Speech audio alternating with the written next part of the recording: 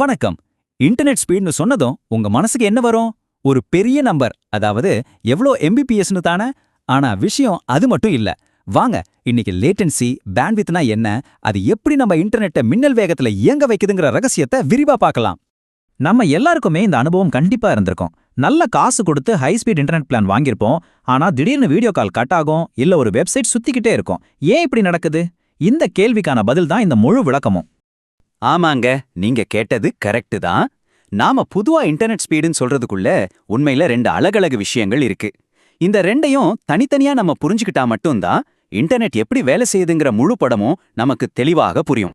சரி, அப்போ அந்த ரெண்டு வேகத்துல முதல் வேகத்தை பத்தி இப்ப பார்க்கலாம். அதுதான் லேட்டன்சி. ரொம்ப சிம்பிளா சொல்லணும்னா இது தூரத்தால வர்ற ஒரு சவால். இந்த லேட்டன்சிய பிங் அப்படின்னு சொல்லுவாங்க. இது ஒரு கேள்வி பதில் நேரம் மாதிரி தாங்க. உங்க கம்ப்யூட்டர் ஒரு சர்வருக்கு ஹலோ நீ அங்க இருக்கியான்னு ஒரு சிக்னல் அனுப்புது. அந்த சர்வரும் ஆமா நான் இங்க தான் இருக்கேன்னு பதில் அனுப்புது. இந்த சிக்னல் போயிட்டு வர்றதுக்காகிற மொத்த நேரம் தான் லேட்டன்சி. இதை மில்லி செகண்ட்ஸ்ல அளப்பாங்க. இதை இன்னும் சுலபமா புரிஞ்சுக்க ஒரு ஹைவேய கற்பனை பண்ணிக்கங்க. இந்த உதாரணத்துல லேட்டன்சிங்கிறது ஒரு கார் உங்க வீட்ல இருந்து ஒரு கடைக்கு போயிட்டு திரும்ப வீட்டுக்கு வர்றதுக்கு எவ்வளோ நேரம் ஆகுதோ அதுதான். ரோடு எவ்வளோ அகலமா இருந்தாலும் போக வேண்டிய தூரம் தான் ஒண்ணுதானே. அந்த பயண நேரம் தான் லேட்டன்சி. இப்போ புரியுதா?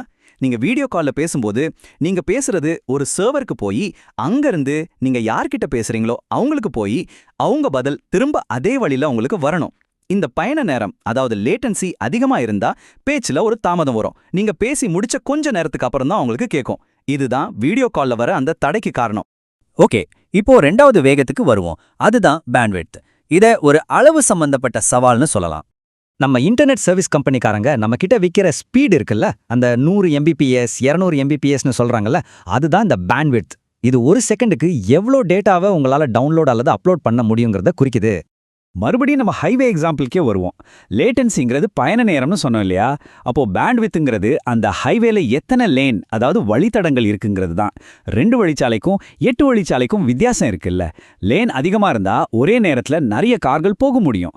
அதே மாதிரி தான் பேண்ட்வித் அதிகமா இருந்தா ஒரே நேரத்துல நிறைய டேட்டாவை அனுப்பவும் முடியும், வாங்கவும் முடியும். இப்போ இந்த நேரடி ஒப்பீட்டை பாருங்க, இது ரொம்ப முக்கியம். லேட்டன்சிங்கிறது தாமதம், பேண்ட்விட்ங்கிறது செயல்திறன். லேட்டன்சி பயண நேரம்னா பேண்ட்விட்த் சாலையோட அளவு. நீங்க ஆன்லைன் கேம் விளையாடுறீங்க இல்ல வீடியோ கால் பேசுறீங்கன்னா லேட்டன்சி ரொம்ப முக்கியம். அதே சமயம் ஒரு பெரிய ஃபைலை டவுன்லோட் பண்றீங்க இல்ல 4K வீடியோ பார்க்கறீங்கன்னா பேண்ட்விட்த் ரொம்ப முக்கியம். லேட்டன்சினா தூரத்தை பொறுத்ததுன்னு பார்த்தோம். அப்போ யோசிச்சு பாருங்க, இந்த உலக அளவுல இது எவ்வளோ பெரிய சவாலா இருக்கும். வாங்க பார்க்கலாம். சும்மா ஒரு நிமிஷம் யோசிச்சு பாருங்களேன். நீங்க இந்தியால இருந்து அமெரிக்கால இருக்கிற ஒரு வெப்சைட்டை பார்க்கறீங்கன்னா உங்க கோரிக்கை கடலுக்கடியில இருக்கிற கேபிள் வழியா ஆயிரக்கணக்கான கிலோமீட்டர் பயணம் செஞ்சு அந்த சர்வர் அடைஞ்சு அப்புறம் பதில் எடுத்துக்கிட்டு திரும்ப உங்ககிட்ட வரணும். டேட்டா ஒளியோட வேகத்துல பயணம் செஞ்சா கூட இவ்வளவு தூரத்தை கடக்க கணிசமான நேரமாகும். இதுதான் இப்போ இருக்கிற $1 மில்லியன் கேள்வி. லேட்டன்சின்னு இவ்ளோ பெரிய சவால் இருக்கும்போது எப்படி நம்மால உலகத்தோட எந்த மூலையில இருந்தோ ஒரு வீடியோவை எந்த தாமதமும் இல்லாம உடனுக்குடன் ஸ்ட்ரீம் பண்ண முடியுது? இதுக்கு பின்னாடி ஒரு ஸ்மார்ட்டான டெக்னாலஜி இருக்கு. அந்த மேஜிக் டெக்னாலஜிக்கு பேரு தான் CDN, அதாவது கண்டென்ட் டெலிவரி நெட்வொர்க். இந்த தூர பிரச்சனைக்கு ஒரு அருமையான தீர்வு இதுதான்.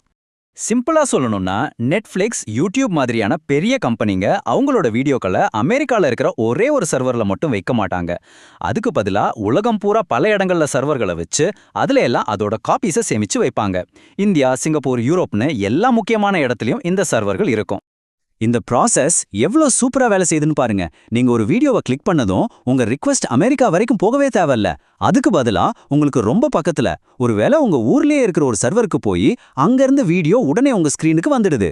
நம்ம தினமும் அனுபவிக்கிற இந்த வேகமான இன்டர்நெட் அனுபவத்துக்கு பின்னாடி இருக்கிறது இந்த CDN டெக்னாலஜி தான். வெப்சைட்கள் சட்டுன்னு லோட் ஆவறதுல இருந்து பெரிய பெரிய கேம்ஸை வேகமா டவுன்லோட் பண்றது வரைக்கும் எல்லாத்தையும் சாத்தியமாக்குறது இந்த பரவலாக்கப்பட்ட சர்வர் நெட்வொர்க் தான். இப்போ எல்லாத்தையும் ஒன்னா சேர்த்து பார்க்கலாம். CDNகளோட முக்கியமான வேலையே டேட்டா போக வேண்டிய தூரத்தை குறைக்கிறது தான். தூரம் குறைஞ்சா பயண நேரமும் குறையும், அதாவது லேட்டன்சி குறையுது. இதுதான் உடனடி இன்டர்நெட் அனுபவத்தோட ரகசியம். அதனால அடுத்த தடவை உங்க இன்டர்நெட் கனெக்ஷனை பத்தி யோசிக்கும்போது வெறும் டவுன்லோட் ஸ்பீடை மட்டும் பார்க்காதீங்க. ஒரு உண்மையான வேகமான அனுபவத்துக்கு உங்களுக்கு அகலமான ஹைவேயும் அதிக பேண்ட்விட்த்தும் வேணும். நீங்க போக வேண்டிய இடமும் ரொம்ப பக்கத்துல குறைந்த லேட்டன்சியும் இருக்கணும். இந்த ரெண்டும் சேரும்போது தான் அந்த மேஜிக் நடக்குது. சரி, நம்ம சிடிஎன் வச்சு லேட்டன்சியை குறைச்சிட்டோம். ஆனா இப்போ சேட்டலைட் இன்டர்நெட், ஸ்பேஸ் டிராவல்னு டெக்னாலஜி அடுத்த கட்டத்துக்கு போயிட்டு இருக்கு. அப்போ டேட்டா போக வேண்டிய தூரம் இன்னும் அதிகமாகும். ஒரு கட்டத்துல ஒளியோட வேகமே நமக்கு ஒரு தடையா மாறலாம். அந்த சவாலை நம்ம எப்படி சமாளிக்க போறோம்? யோசிச்சு பாருங்க. அடுத்த விளக்கத்தில் சந்திப்போம்.